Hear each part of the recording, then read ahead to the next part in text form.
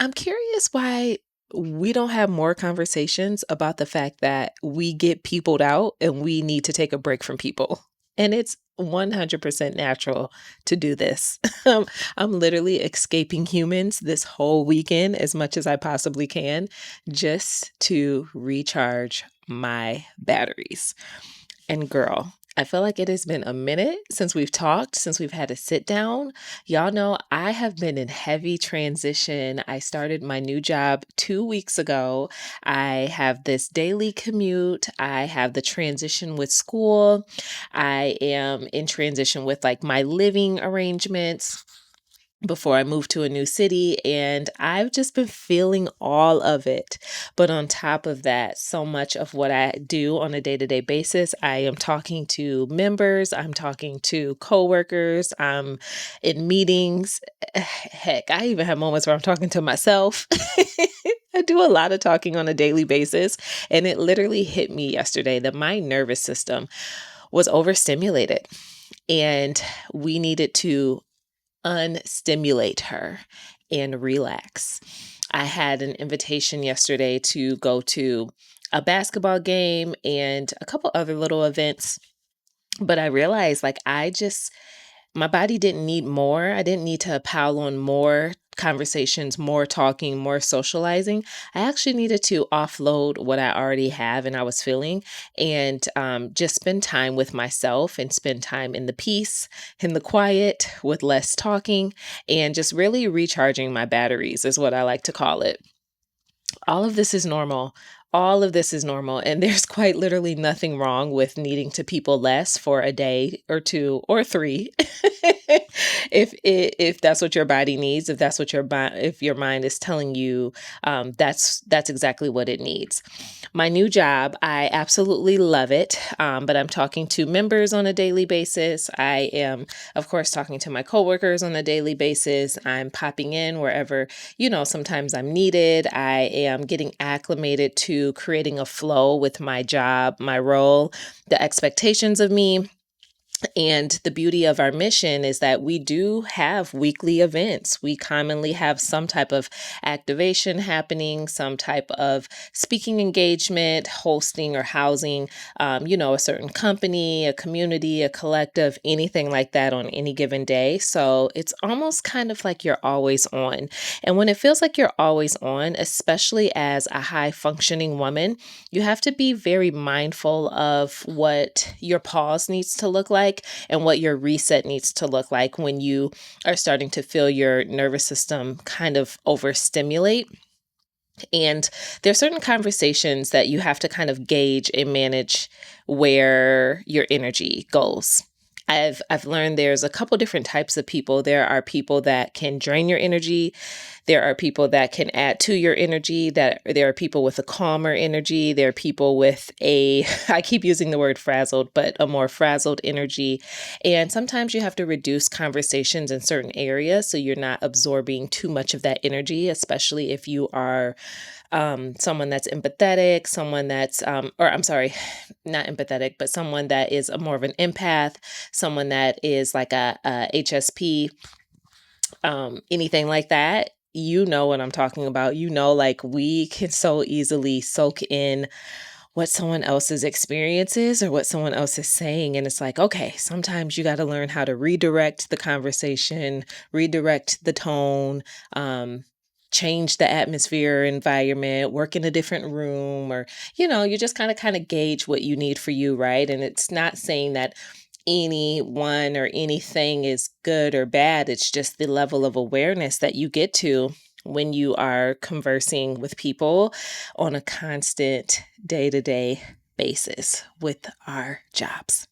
So this whole weekend, when I drove back home, I had an hour and a half drive yesterday from Detroit. And so driving back up north to see my parents for the weekend, I was like, oh, girl, I don't even think I played music, y'all. Like I was just highly overstimulated. I had such a beautiful week. I had beautiful connections. Everything was just nice and lovely. It just required more of an output for me, and I didn't get a chance to pour back into myself. I had stayed with like my cousin for a couple days and staying with him was awesome. But in the same token, like I realized that I stayed up for like 4 hours talking to my cousin, going down the rabbit hole of history and life. And by the time I look up, I was like, I didn't even do the things that I needed to do because it's like I never stopped talking. It's like I never stopped talking. So I do understand like having to implement more boundaries right now for myself just to protect my energy, like solely to protect that energy. So, as high functioning women, we don't always realize how much of the emotional labor that we'll carry in a day to day basis until our nervous system feels overloaded and it's like pointing signals at us. And it is really our duty, our due diligence, not to ignore the signals. I think I'm going to go down a rabbit hole soon of just talking more about like high functioning women as a whole. When I realized that a couple years ago, I was that woman, my therapist at the time had quote unquote diagnosed me with like high functioning depression. I think this was shortly after my cancer journey. I was like, oh, so, okay, got it. I need to pretty much be just much more mindful that I'm a woman that has a high capacity, but I have to have balance within my capacity. That is, and even me saying that to you, it's like, girl, what are you saying? We're going to get there. I'm going to table that for another video for another day. But I have a couple points I want to share with y'all if you ever find yourself feeling like this, like you've just maybe had back-to-back sessions with clients, coaching sessions, therapy sessions, or honestly just back-to-back conversations and meetings at work that were like heavy. It required a lot from you. You're trying to recharge your batteries, but you realize that you don't even have the energy to like even have a small conversation and you just need some time to yourself. I want you to steal these steps because this is actually what I'm doing right now this whole weekend. And I am in incognito mode. You hear me? You know, when you got to run and run some errands and go some places and you got your hat, you got your sunglasses on, so people just don't notice you. Maybe the hood is up a little bit with your ears covered. You're just like, I know I got to go to Kroger, but I don't want nobody to see me out here. So I ain't got nothing to say. Or if you see somebody you know coming down the aisle, you do a quick one of these. Yeah, that's me. And I'm not ashamed to say it or admit it. So, one of the first points I want you to consider: reduce stimulation first. And a lot of people skip this step. They think they need to actually add on more, but you can't regulate your nervous system if you continue to overload your nervous system. So reduce stimulation. That can look like a few things I'm doing this week: not scrolling on social media, not listening to, a lot of loud music. No social plans. No social plans. It's a self-care weekend. I got my nails done. I have a hair appointment in a couple hours. I did go to the gym and train today. So that is like the extent of what I desire to do. Not in loud environments. That's kind of why I skipped out on that event yesterday. I just didn't have it in me because it would have took more than it was giving, even though I know it would have been a good time. So skip social plans, limit long phone calls, skip loud environments, and try to just try to relax as best as you can. I got more points that are going to help you relax. Step 2, move the stress out of your body. Our body, when we feel that in our nervous system, our body can tend to hold the tenseness in like our muscles. You feel tight. You feel like a little dysregulated. You have to actually get that out of your system because it stores that energy. So do gentle physical movement. I know I lifted a little heavy today. That's just because my training schedule has shifted, but I actually canceled the gym yesterday. I didn't go yesterday because I could tell and feel that I just didn't need to be there. So do a slow 20 to 30 minute walk. If you have some sunshine, it's beautiful outside, go somewhere and get a little walking going to just get your body loose and moving. light yoga, light stretching, a warm shower, a hot bath is it's one of my other favorite ways to like decompress. I love a hot bath. That makes me feel so relaxed. And then I've been doing this too, but laying on the floor and just like stretching my back and stretching out. I even thought about going to do the full body red light therapy this weekend. I didn't even look to see if they had appointments, but anything like that that's just not overtly intense that can just help your body wind down because you don't need more stimulation. Step 3, do something repetitive that is low pressure. Your brain needs a task that requires very little decision making, and sometimes something that is familiar makes it easier to not have to think because you already know. So this can look like journaling. I love a good brain dump to release like all of my thoughts. Folding laundry because it's just repetitive. It could be done in silence, or you can listen to like your music or your frequencies and not even have words. Cooking something that's extremely simple, and reading a physical book. Get lost in just a good book for a chapter, 10 pages, 45 minutes to an hour, anything like that. Repetitive tasks help your nervous system move from like high level alert mode to rest mode because we're trying to decompress and we're trying to reduce the stimulation that has just happened. And we have to take these small micro moments into account in order to make that happen for ourselves. Step 4, give your brain open loop closure.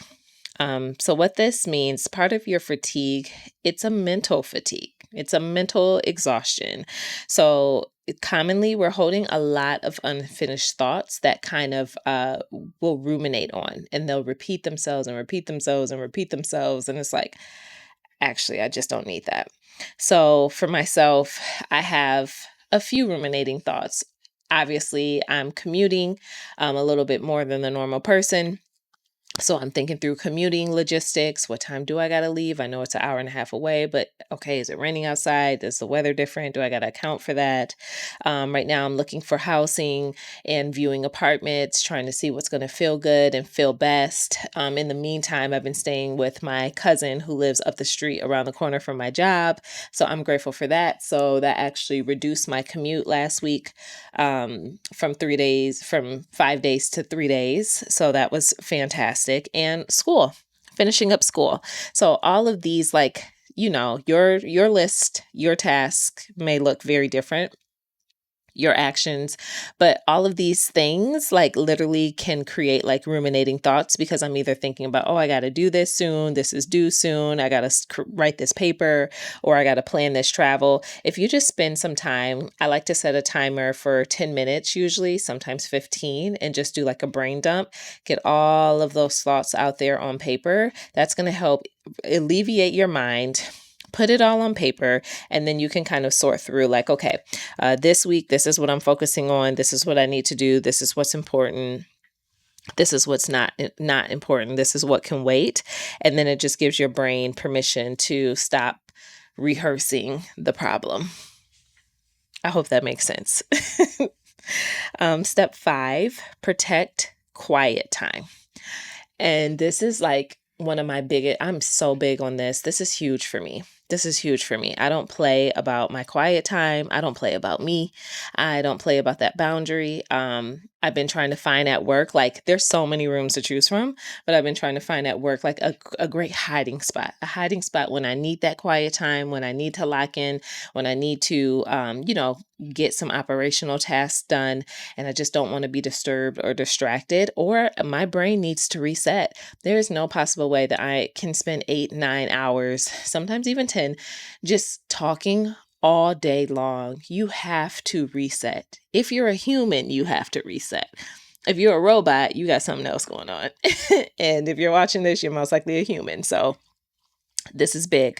My job requires a lot of relational energy. So with that that output, I need to have input coming in. So when I get home, my brain needs the opposite: less to no conversation for a minute, no more input, just a calm, quiet space. So this could look like either lighting your candle. I'm good. Ooh, honey, I'm good for a home goods candle, and some tea. Some nice subtle tea to just like start to calm your mind, calm your atmosphere, make it feel cozy. Reading quietly, music without lyrics, like I mentioned, or sitting outside if you live somewhere where the weather permits that and the weather is nice, and just let the sun kind of, kiss your skin. Just feel the atmosphere, the temperature, the breeze, even the rain sometimes can just feel so. If I have a good sew in, I'm taking my hat off and I will be in the rain. And I love that for me. So this is just how my brain tends to process the day. So step 6, reframe this period. Right now, for myself, I'm stepping into week 3 of my leadership role. So it doesn't take me long to realize what's flowing, what's not, what has opportunity. Of course, still adapting to a new environment, but I feel like I've adapted pretty well, pretty quickly. But I'm still kind of working through the newness of what's required of me. So this is typically the most mentally exhausting phase because I'm doing so much. I have my work dynamics, I have commuting and travel, trying to create new routines between transitional housing, at my parents, at my cousins, looking for a place, being social. I just have to give myself some time before it all can feel normal. Probably a month or 2 months before it all feels normal, and that I feel like I have just a really good flow because my brain is in learning overload mode. I'm taking in so much, and if you're someone that's just taking in a lot too, you just got to reframe your mind and give yourself the grace. Give yourself the grace. Like this weekend, it's easy for me to have FOMO sometimes. I would have loved to have been at that event. And in the same token, I didn't have it in me, So I have to give myself grace. It is okay. There's more to come, more is happening, and I want to be my best charged, energetic self, not my low, depleted, overstimulated self. So, step 7, create one small joy ritual. This definitely brings me back home to myself. But when life feels intense, your nervous system benefits from predictable pleasure. So when I was driving home yesterday, I already knew that I was going to go grab some Hungry Howies for my mom, my dad, and me, so no one has to cook. I knew that I was going to come home, shower, get cozy in the bed, and turn on Tracker. I 100% knew that. The new season is out. I love the show, and I knew that I would get the mental release. I'm not trying to learn anything new right now. I'm not trying to listen to a documentary. I just needed something something I enjoy that can take my mind off and let it like float into the ether somewhere. So you just need something small but consistent. So an example for you could be like a Saturday morning coffee walk. If you live somewhere lovely and beautiful, grab your coffee, go for your walk, enjoy outside, a Sunday bath and journal session, never hurt anybody. Dinner with a book if you're cooking at home Friday evening, or even the movie in a book. Movie and popcorn, something predictable that's just small that brings joy and just like allows your brain to relax. That's really the goal. We're trying to allow our brain to just relax. So, those are my steps of awareness, if you will, on how I like to reduce the stimulation. If your nervous system is just feeling like, girl, we are on 10, we have a lot going on, we need to dial it back. And we need to restore ourselves and get back to ourselves. And from that point forward, I'm just like, I understand that I'm in a season of transition, like into a new chapter. As I'm working to finish grad school, as I'm, learning this new job and this new role, as I'm ingraining myself more in the community activations and really connecting with more like women in leadership, emerging leaders, people just that are handling big business. I love all of those things, and all of those things get me excited. I am a people person. So I do genuinely enjoy people, connecting with them, talking to them, and meeting with them. And I got to connect with two friends this past week too, that we were able to sit down and have lunch together and genuinely catch up and see where each other are headed with their goals. And it was beautiful. All of this was so beautiful. And it can be beautiful. And in the same token, I need to recharge because I am human. It is natural. And when you are someone that takes on specific roles that require that relational energy, it requires you to be in relation with people because that's what you do, that's what you enjoy. You still have to find ways to continue to care for yourself and love on yourself in the middle of doing those things with others, doing life with people. So I hope this helps you decompress, de-stimulate yourself. I hope you take it to heart. And if you're new here, welcome. I'm Renee. This is Renee in Session, where every day we're intentional about designing a life that you love, that you desire on purpose.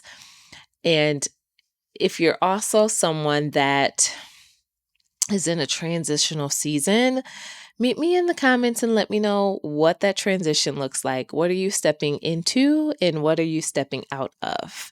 And until the next video, my friends, I hope you take care. Bye.